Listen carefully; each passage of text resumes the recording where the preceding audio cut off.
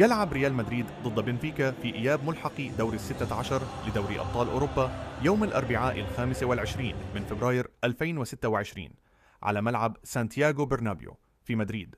وتنطلق هذه المباراة عند الساعة 8 مساء بتوقيت المغرب والجزائر، 10 مساء بتوقيت مصر، 11 مساء بتوقيت السعودية وقطر، 12 منتصف الليل بتوقيت الإمارات. وتمتلك شبكة قنوات بي إن سبورتس حقوق بث مباريات دوري أبطال أوروبا، حيث ستنقل قناة بي إن سبورتس 1 هذه المباراة. لنادي الملكي انتصر في ملعب النور بهدف نظيف من توقيع فينيسيوس، ويبحث عن تحقيق فوز يحسم تأهله إلى ثمن النهائي، خاصة بعد فقدان صدارة الدوري الإسباني لصالح برشلونة. وسوف يواجه المتأهل من هذه القمة إما سبورتينغ لشبونة أو مانشستر سيتي في الدور القادم.